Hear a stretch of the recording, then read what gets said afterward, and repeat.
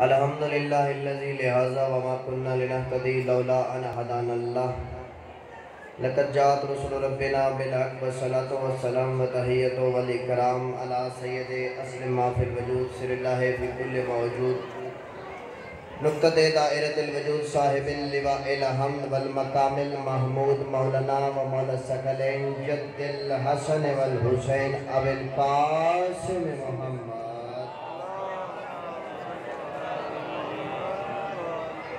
व अला अहलि बैति तय्यबीन ताहिरीन अल मासूमीन अल मज़लूमीन व लअनतुल्लाहि अला आदाइहिम मिन यौमिना हाज़ा इला क़यामि यौमिद्दीन। अम्मा बाद फ़क़द क़ाला सुब्हानहु व तआला फ़ी किताबिल मजीद व फ़ुरक़ानिल हमीद व क़ौलुहुल हक़ बिस्मिल्लाहिर रहमानिर रहीम अन्नल अर्ज़ा यरिसुहा इबादिस सालिहून। सलावत मिलके आवाज़ में बुलंद पढ़िए।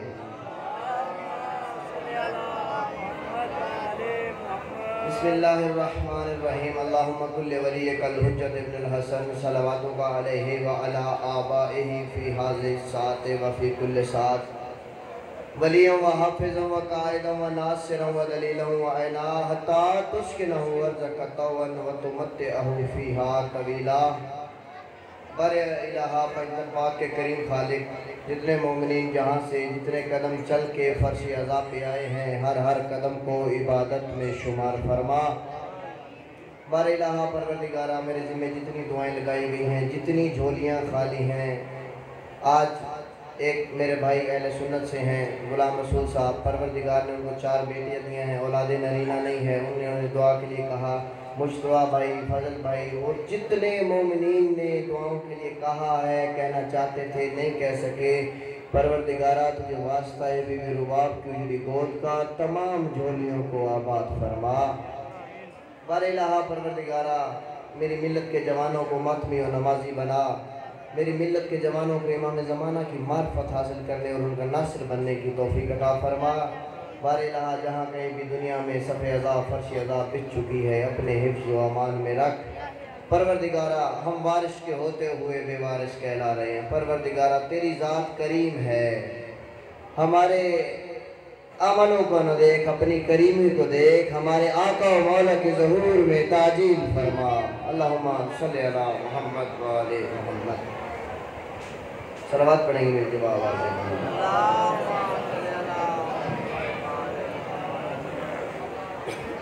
आज चूँकि अजम की बरामदगी है, दामन वक्त में गुंजाइश भी कम है, चूँकि हासिलपुर का अशरा ये बारगाह की जो है तकरीबन आखिरी मजलिस है, कल से चौक में होगा। तो जो मौजू बचेगा फिर इंशाअल्लाह, मौजू हमारा चल रहा था मार्फत इमाम ज़मान और हुकूमत इमाम ज़मान। तो कल जहाँ से छोड़ा था वहीं से शुरू करता हूँ। सवाल किया जाता है कि इमाम ज़माना का ज़हूर कब होगा? जवाब मिलता है जब खुदा की मर्ज़ी होगी। ऐसी बात नहीं है, खुदा की मर्ज़ी बेशक शामिल हाल है, लेकिन खुदा ने तो 1200 साल पहले फरजंद ज़हरा को भेज दिया था। फिर गैबत में क्यों गए? गैबत का फलसफा क्या था? नासिर नहीं थे, मौला के नासिर मौजूद नहीं थे। मौला का ज़हूर तब होना है, वो करबला में जो हल में नासिर की सदा बुलंद हुई थी ना, आज मेरी मिल्लत का हर जवान कहता है मौला मैं करबला में होता तो मैं आप पे जान निछावर कर देता। आज फरजंद ज़हरा तन्हाई में 1100 साल से खून रोकर यही कह रहा है, आज का हुसैन करबला पहुंच गया, लेकिन कूफा से हबीब मुस्लिम जौन नहीं पहुंचे अभी तक। अल्लाहु अकबर। शायद बात मेरे नौजवानों को नहीं समझ में आई। आज का हुसैन करबला में पहुंच चुका है, कूफा से नासिर नहीं पहुंचे, मौला के हबीब नहीं पहुंचे, मुस्लिम नहीं पहुंचे। मौला की हुकूमत मैंने आपको पीछे बताई है 2 दिन। अगर मौला के इस सुनहरी दौर को देखना चाहते हो ना, तो मौला की हुकूमत को पहले अपने इस वजूद पे तारी करो। हुकूमत यहाँ से कायम होनी है। ये हुकूमत कैसे कायम होगी? मेरे जिम्मे एक ड्यूटी लगाई गई थी, तो मैंने वादा किया था मैं 7 मुहर्रम को बयान करूँगा। मेरे नौजवानों से मेरा सवाल है, अगर कोई नौजवान मरीज हो जाता है तो वो क्या करता है? खुद नुस्खा तजवीज़ करता है या किसी डॉक्टर के पास जाता है? किसके पास जाएगा? डॉक्टर के पास। अब अगर डॉक्टर उसकी हालत देखने के बाद नुस्खा लिख रहा है तो मरीज की वहां पे जुर्रत है कि ये नहीं, यहाँ पे डेक्लोरान नहीं, इंसिड लिख दो, है मरीज की जुर्रत? नहीं, कभी नहीं बोलेगा। क्यों? वो डॉक्टर अपने काम में माहिर है, उस डॉक्टर की पैरवी करनी पड़ेगी नुस्खे में। फिर खा भी अपनी मर्जी से नहीं सकता। अगर सुबह शाम की है तो सुबह शाम, अगर सुबह दोपहर शाम की है तो 3 टाइम लेना पड़ेगी। इसमें भी अपनी मर्जी नहीं। ये क्या है? ये पैरवी है डॉक्टर की। इसी तरह अगर मकान बनाना है, हर बंदे का एक शौका है, हर बंदे की फील्ड है। इसी तरह आपने मकान बनाना है तो पहले नक्शे वाले के पास जाएंगे, फिर मिस्त्री बुलाएंगे, मजदूर बुलाएंगे। अगर केस का कोई मसला है, अदालत में कोई केस फाइल किया है तो खुद नहीं लड़ सकते, जितना अच्छा एक वकील लड़ेगा। ये क्या है? जब उस शोबे वाले के पास जाते हो, जब वो आपका काम करता है तो आप उसकी पैरवी कर रहे हो, उसकी तकलीफ कर रहे हो। मेरी मिल्लत के नौजवानों, आपको तकलीफ से भगा रहा है, जा रहा है। ये है तकलीफ। ये दुनिया के मसले हैं, ये वकालत, ये डॉक्टरी, ये घर बनाना, ये दुनिया के मसले हैं। इन मसलों में हम अपनी राय पेश करने का इख्तियार नहीं रखते, तो जो सबसे बेहतरीन और अहम दीन का मसला है, उसमें मेरी राय कहां से आ गई? हाँ, यहाँ पे सलावत चाहिए, इन बातों पे नारा चाहिए। दीन जैसे मुहिम मसला मेरे नौजवानों को बताया जाता है, तकलीद नहीं करनी, तकलीद हराम। बाबा तकलीद समझो तो सही है क्या? कहते हैं हम इमाम जमाना की तकलीद करते हैं। बाबा तुमको तो यही नहीं पता, वक्त के इमाम की तकलीद नहीं होती, वक्त के इमाम की इताअत होती है।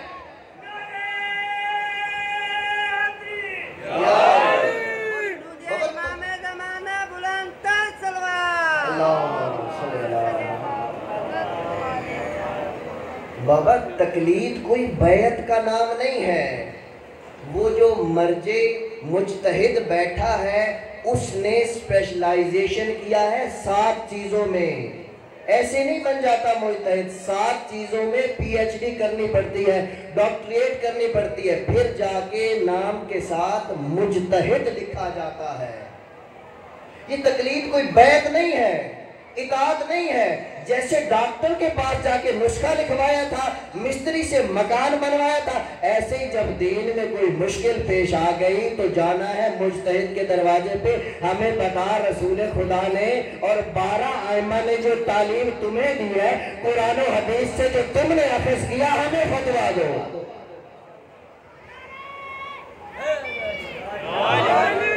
अपने वजूद पे जब इमाम ज़माना की हुकूमत तारी करोगे ना, तब जाके मौला का ज़हूर होगा।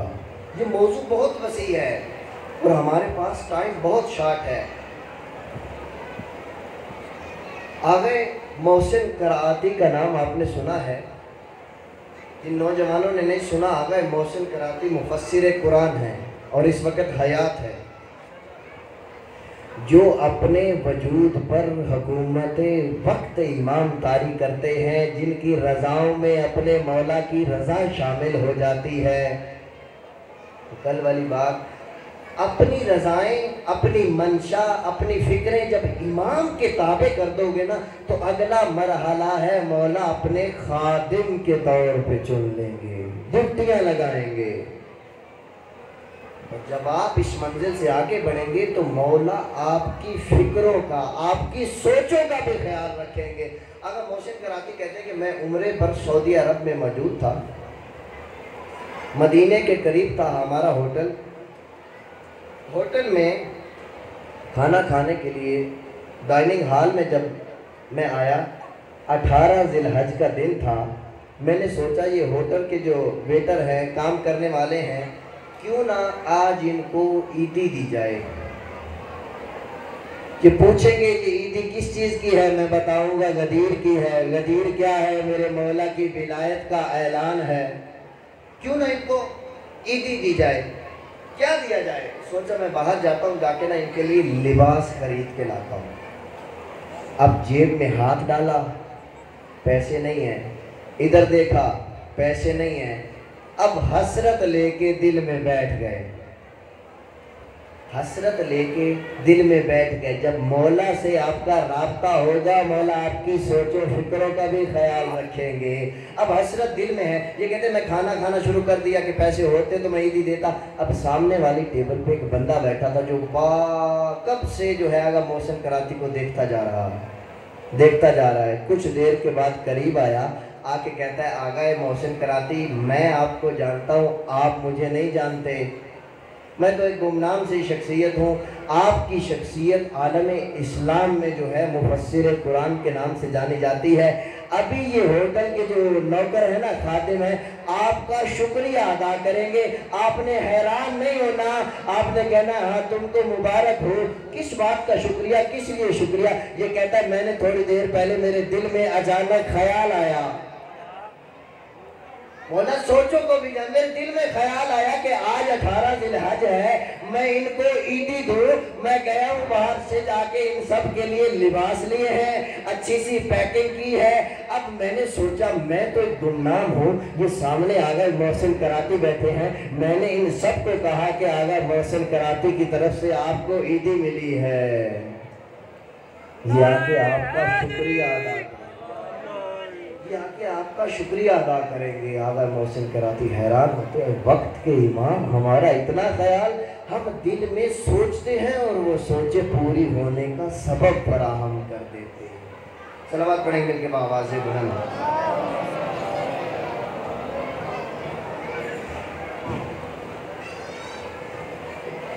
मौला का जो दौर होगा ना, मौला की हुकूमत का दौर, ऐसा दौर आने वाला है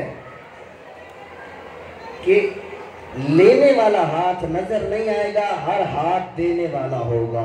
रिवायत में मिलता है, खुद फर्जंद ज़हरा रिवायत करते हैं, वो ऐसा दौर होगा कि मोमिन अपनी जेब में इजाफी माल लेके निकलेंगे कि काश मेरा कोई मोमिन भाई मेरी जेब में हाथ डाले और अपने हिस्से का माल निकाल ले। लोग सदकात, ज़कात, खैरात लेके निकलेंगे, लेकिन लेने वाला कोई नहीं मिलेगा। क्यों? हकूक से लोग आशना हो जाएंगे। छठे लाले विलायत का दौर है। हज़रत ज़ुरारा मौला के शागिर्द हैं, रावी हैं अहादीस के, सामने बैठे कहते हैं मौला क्या हमें भी कायम का दौर देखना नसीब हो सकता है? छठे लाल विलायत कहते हैं यही तो मेरी हसरत और दुआ है कि काश मैं भी अपने फर्जंद कायम की ज़ियारत कर सकूं। आपके आइम्मा की ये हसरत है और आप कितने खुश नसीब है, वक्त का इमाम आपके दरमियान मौजूद है। इमाम ज़माना बुलंद तर सलवात।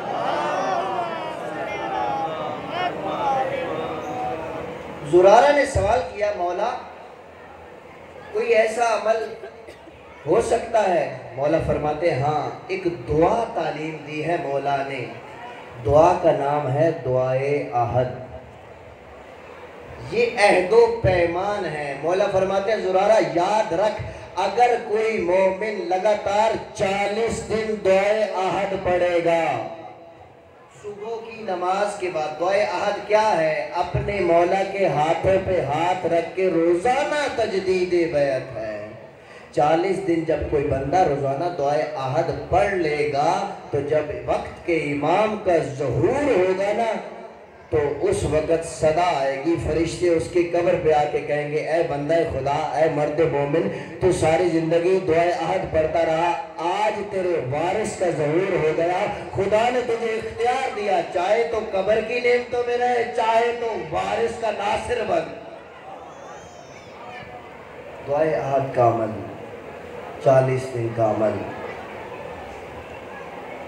वक्त का इमाम इल्म का वारिस होता है। कल इमाम मोहम्मद बाक़िर अलैहिस्सलाम के इल्म का आपको एक झलक दिखलाई थी। आज उस इमाम का वाक़या सुनाता हूँ जो कहते थे सलूनी सलूनी कमलन तफ़क़िदूनी, पूछो पूछो इससे पहले कि अली को खो दो। तर्जमा ये नहीं है कि पूछो पूछो अली तुम में ना रहे, पूछो पूछो इससे पहले के अली को खो दो। अब अली मौला हसरत लेके दुनिया से गए हैं। मौला से किसी ने पूछा मौला आपकी इस दुनिया में कोई हसरत बाकी है? मौला कहते हैं हाँ 2 हसरतें हैं। जितना बड़ा अली आलिम था किसी ने सवाल नहीं किया, जितना बड़ा अली सखी था किसी ने मांगा नहीं। अब अली से किसी ने क्या मांगा? ज़र दौलत दुनिया, लेकिन मौला चाहते थे कोई मांगे तो खुद मुझसे मुझ अली को मांग ले, मुझसे मुझ अली को मांग ले। ये दावा ऐसे नहीं है मौला का। अभी तक हजरत आदम से लेकर खातम तक 27 लफ्जों का इल्म है पूरी कायनात में, और 2 लफ्जों का इल्म अभी तक जो है वो दुनिया में आया है। अंदाजा लगाइए इन 2 लफ्जों के ऊपर दुनिया किन तरक्की की मनाजिल तय कर गई। अभी 25 हर्फ बाकी है। सूरह मुबारक नमल में आयत है अल्लज़ी इंदहु इल्मुन मिनल किताब, और एक और आयत है सूरह मुबारक रात की कुल कफ़ा बिल्लाहि शहीदम बैनी वमन इंदहु इल्मुल किताब। एक आयत में है मिनल किताब, एक में है इल्मुल किताब। मिनल होता है से और इल्मुल किताब होता है मुकम्मल। अब इन 2 बातों को ज़हन में रखिएगा, जो बंदा साथ चलेगा वो लुत्फ लेगा। अब वो सईद खुदरी हैं, रसूल खुदा से सवाल करते हैं कि रसूल खुदा ये मिनल किताब से मुराद कौन है और अल किताब से मुराद क्या है? रसूल खुदा फरमाते हैं मिनल किताब से मुराद मेरे भाई सलमान नबी का वसी आसिफ बिन बरखिया है। बुजुर्गों को तो पता है अपने हम सिन और कम सिन भाइयों के लिए आसिफ बिन बरखिया कौन था? जब बिल्कीस को खत लिखा है ना हजरत सलमान ने, बिल्कीस चली है यमन से, हजरत सलमान अपनी बादशाही में अपनी हुकूमत में सवाल करके कहते जिन्नों इंस फरिश्तों चरिंद परिंद हर चीज पे हुकूमत थी। सवाल करते तुम में से कोई ऐसा है जो बिल्कीस के आने से पहले तख्ते बिल्कीस तो यहाँ ले आए? एक जिन उठा है, वो कहता है ए नबी खुदा, खुदा ने मुझे इतनी ताकत दी है कि शाम ढलने से पहले पहले तख्त ले आऊंगा। सलमान नबी कहते नहीं ये देर हो जाएगी। या इतने में सलमान नबी का वसी उठा जिसका नाम है आशिफ बिन बरखिया, कहता है आपके पलक झपकने की देर है और तख्ते बिल्कीस आपके सामने होगा। तख्ते बिल्कीस आ गया। इसके पास था क्या? इसके पास इसमें आजम था। इसके पास किताब में से थोड़ा सा इल्म था। अबू सईद खुजरी कहते हैं अच्छा ये तो मिनल किताब है, इल्मुल किताब से मुराद कौन है? अभी ये सवाल कर ही रहा था या सामने मस्जिद नबवी से आपके और मेरे मौला अली वारिद हुए। रसूल खुदा देख के फरमाते हैं अल किताब से मुराद मेरा भाई अली है।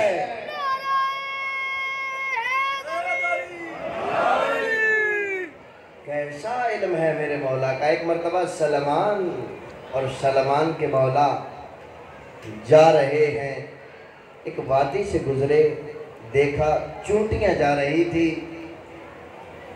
सलमान कहते हैं कितनी करीम है वो ज़ात जो इन चूंटियों की तादाद को जानती है। मेरे मौला कहते हैं ना सलमान ऐसे ना कह, ऐसे कह कितनी करीम है वो ज़ात जो इन चूंटियों की खालिक है।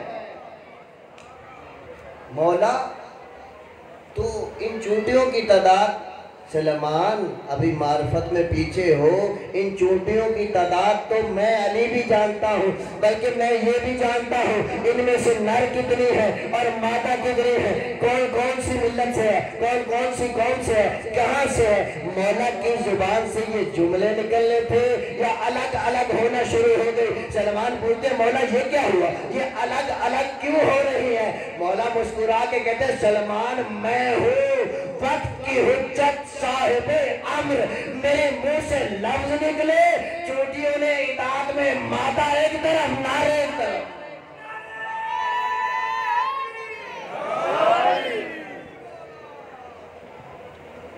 ये मौला का दौर आपके इमाम ज़माना का दौर ऐसा दौर होगा जब किसी घर में अगर कोई जुल्म होगा ना तो घर की दीवारें छतें मौला को पैगाम भेजेंगी, ऐ फर्जंदे ज़ारा फलां जगह पे जुल्म हो रहा है, आके इसको देखिए। उस दौर के बारे में रिवायत है कि वो दौर ऐसा सुनहरा दौर होगा कि कायनात की हर चीज़, हजर शजर दरख्त चरिंद परिंद, हर चीज़ फ़कत साहिबुज़्ज़मा से नहीं उनके अंसार से भी कलाम करेगी। अगर कोई काफिर किसी पत्थर में छुप जाएगा ना तो कोई मोमिन मौला का नासिर वहां से गुजरेगा तो पत्थर चट्टान पुकार के कहेगी फी बदनी काफिर, ऐ मौला के नासिर मेरे पेट के अंदर काफिर छुपा हुआ है, मुझे दौड़ इसे कत्ल कर। सलावत पढ़ेंगे मिलके आवाज़ बुलंद।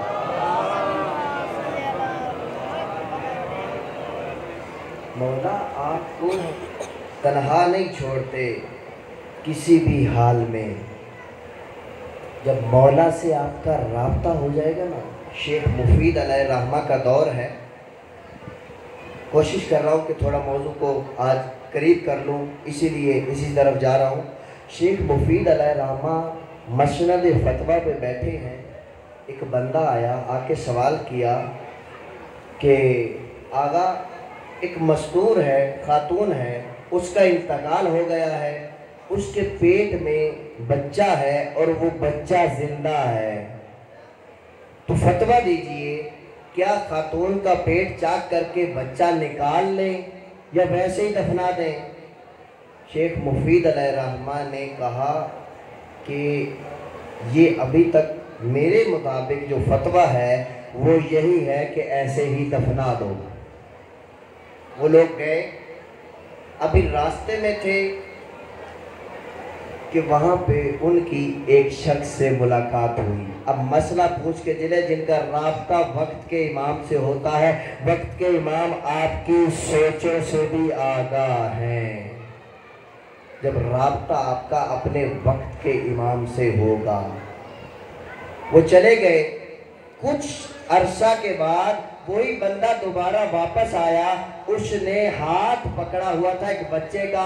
कहते हैं शेख मुफीद अलैहिर्रहमा, अगर आपने अपना फतवा ना बदला होता तो आज ये बच्चा जिंदा ना होता। शेख हैरान हुए कि मैंने तो फतवा नहीं बदला था। मौला कितना ख्याल रखते हैं आपके, इन बातों पे तवज्जो करने की जरूरत है। मौला कितना ख्याल रखते हैं। शेख मुफीद कहते हैं मैंने तो फतवा नहीं बदला था। हुआ क्या? वो कहते हैं वो एक नौजवान आया था, बहुत खूबसूरत था, खूबसूरत इतना कि 14वें का चांद भी शर्मा जाए, नूर झलक रहा था उसके चेहरे से। उसने कहा कि शेख मुफीद अलैहिर्रहमा ने अपना फतवा बदल दिया। उन्होंने कहा कि जिंदा को मुर्दा पर फौकियत है, इस बच्चे को निकालो। हमने बच्चा निकाल लिया, आज ये बच्चा जिंदा है। शेख मुफीद अलैहिर्रहमा हैरान परेशान, मसनद फतवा बंद की, घर में जाके बैठ गए। अब लोग फतवा पूछने आते, फतवा नहीं देते कि मुझसे गलती सरजद हो गई, कहीं ऐसा ना हो कि दोबारा कोई गलती सरजद हो जाए। जब शेख फतवा देने से पीछे हट गए तो एक शेख को खत मौसूल हुआ, लिखा हुआ था अय्युहल अखी, ऐ मेरे भाई शेख मुफीद, आओ मसनदे फतवा पे बैठो, फतवा दो। अगर तुमसे कोई गलती होती है तो घबराते क्यों हो? तुम्हारा वारिस मैं इमामे ज़माना जो मौजूद हूँ। मौला की मार्फत हासिल करें मेरे मिल्लत के जवान। इसी मार्फत के जरिए आपको दाखिल कर रहा हूँ दोबारा मौला अब्बास के फजाइल में। देखो वक्त के इमाम की इताअत कैसे होती है, मार्फत कैसे होती है। दामन वक्त में गुंजाइश भी कम है, 2-4 जुमले मौला अब्बास के फजाइल के। मौला अली अलैहिस्सलाम ने अपने भाई अकील को बुलाया, भाई अकील, मेरे लिए किसी शुजा खानदान से कोई शुजा मस्तूर का इंतखाब करो ताकि मेरे आने वाली नस्ल बहादुर हो। अब जनाब अकील जो है वो अंसाब के माहिर थे। वो आए हैं कलाबिया खानदान में। कलाबिया खानदान बनी हाशिम के बाद तारीख उठा के देखो, सबसे शुजा जो खानदान था वो कलाबिया खानदान था। ये आमिर इब्ने तुफैल है। जनाब अकील आए हैं, आके रिश्ता मांगा है कि मौला अली के लिए आपकी बेटी का रिश्ता चाहिए। आमिर इब्ने तुफैल जो हैं वो शुक्रिया भी अदा करते, कहते इससे बड़ी सादत तो हो ही नहीं सकती कि मौला अली अलैहिस्सलाम का रिश्ता हमारे घर से। लेकिन रसूल की शरीयत है, बेटी से उसकी मर्जी पूछो। ये है अपने मौला की इताअत। बेटी से सवाल किया, नाम फातिमा है, फातिमा कलाबिया, उम्मुल बनीन लकब है बीबी का। जब 4 बेटों की माँ थी ना, फिर उम्मुल बनीन लकब मिला है। जब बेटी से आके सवाल की, यहाँ पे हमें एक सबक भी मिल रहा है मेरे अजीजों। हम ज़बरदस्ती कर देते हैं, शादियाँ कर देते हैं। जब तक बच्चे की मर्जी शामिल हाल ना हो, अगर आपने निकाह कर दिया तो सारी जिंदगी वो गुनाह रहेगा। बेटियों से उनकी मर्जी पूछना वाजिब है शरीयत में। पूछा बीबी उम्मुल बनीन से कि इस तरह रिश्ता आया है। बीबी कहती है पहले मुझे 2 रकात नमाज तो पढ़ने दो। अभी हाँ ना नहीं कि 2 रकात नमाज पढ़ी। कहती है बाबा मैं तो आज तक अपनी नमाजों में यही दुआ मांगा करती थी कि अल्लाह मुझे ऐसा शोहर अदा करे कि मैं अरब की औरतों पे फख्र करूं।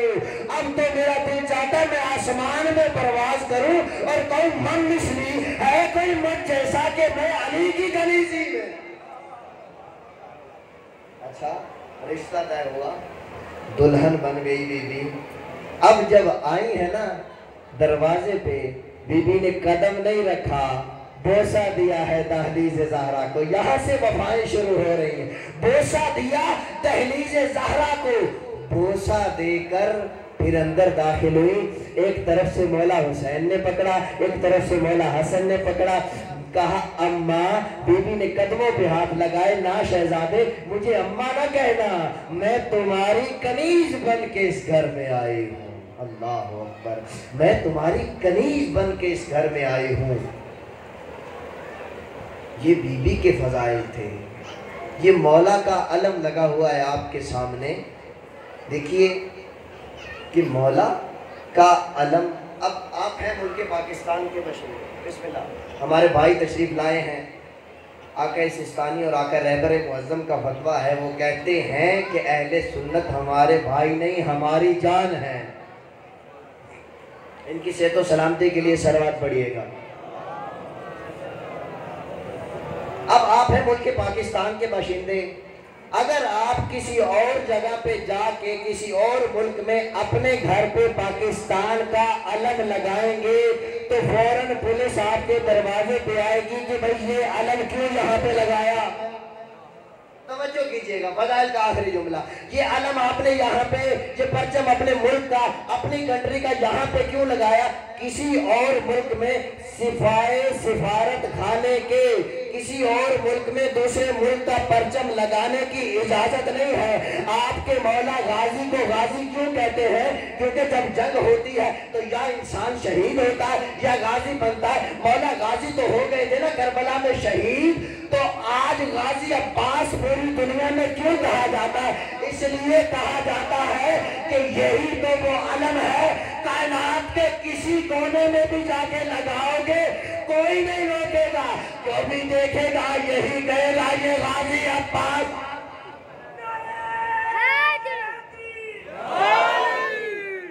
लंदन जैसी सरजमीन पे जब अलम लगा, आपकी मोहब्बतों को देखते हुए आशूर काज़मी एक शायर गुजरे हैं। लंदन की सरजमीन पे जब किसी ने अब्बास का अलम लगाया तो आशूर काज़मी ने 2 मिसरे लिखे।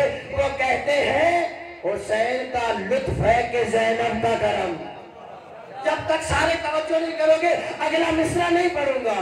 ये हुसैन का लुत्फ है या ज़ैनब का करम, ये हुसैन का लुत्फ है या ज़ैनब का करम। लंदन की सरजमीन पे अब्बास का आलम।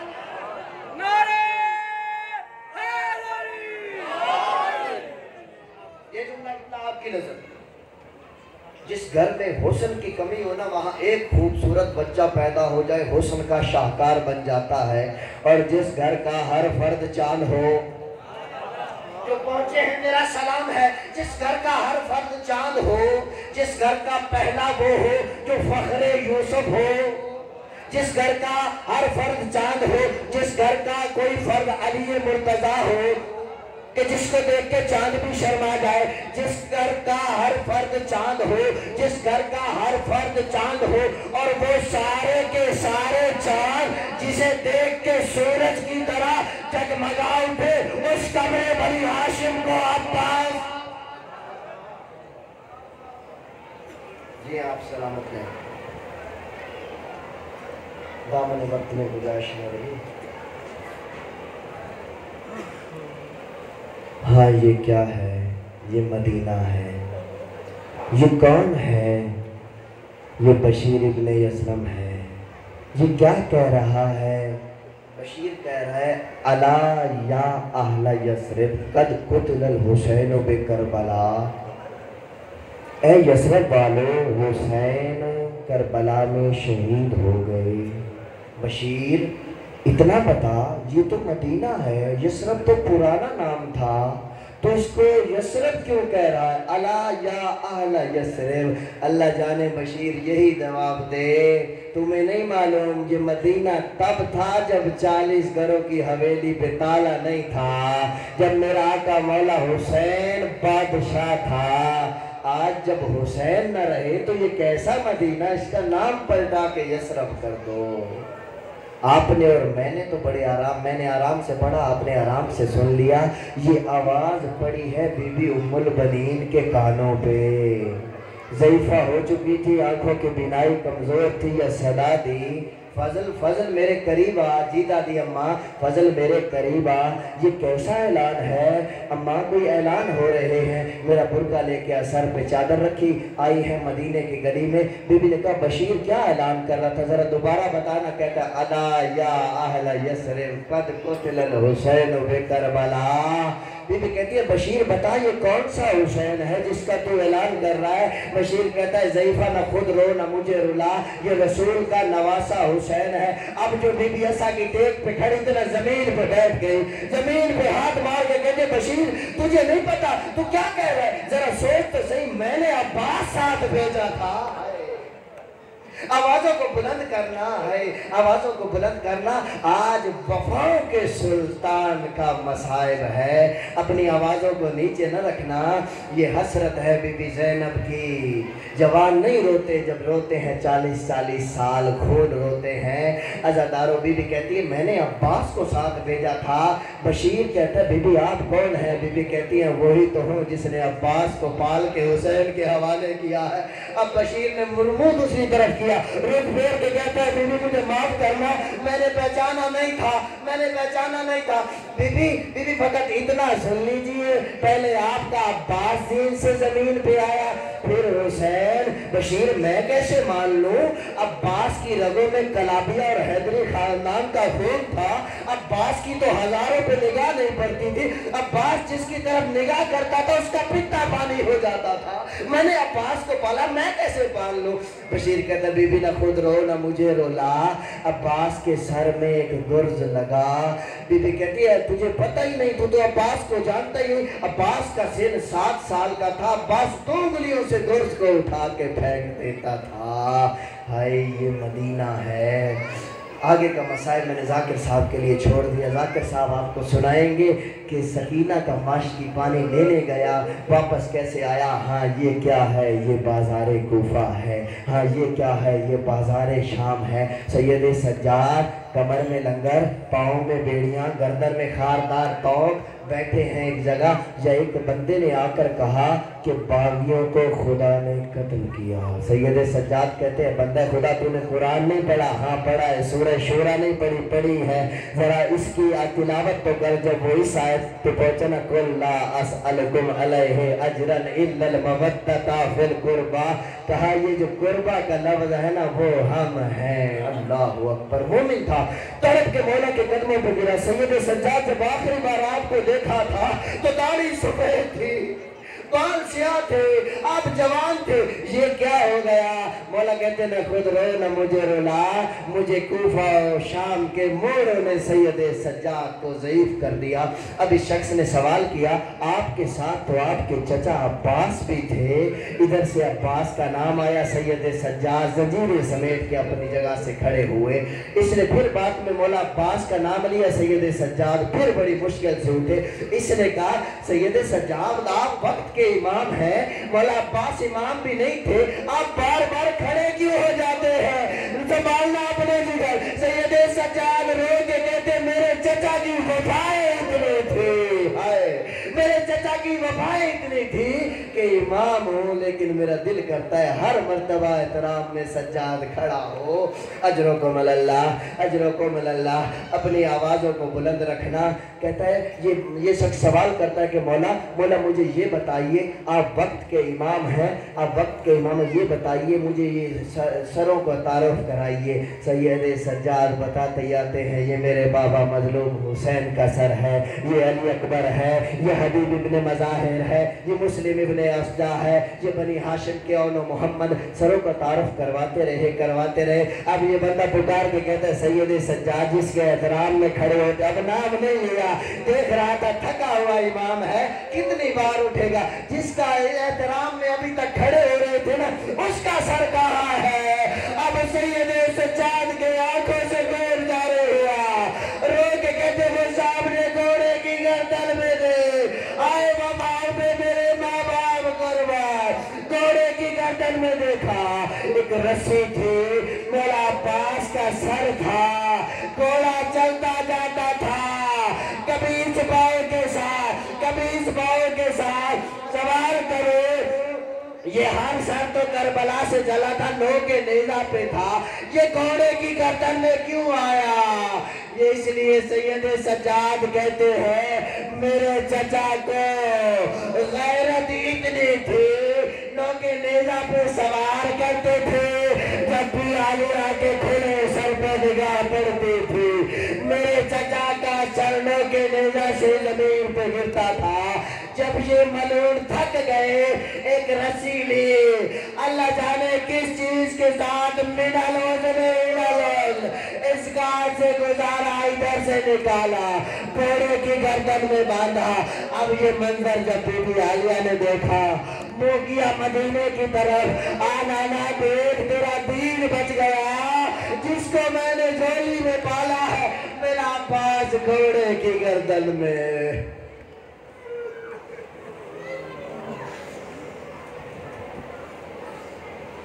वैसे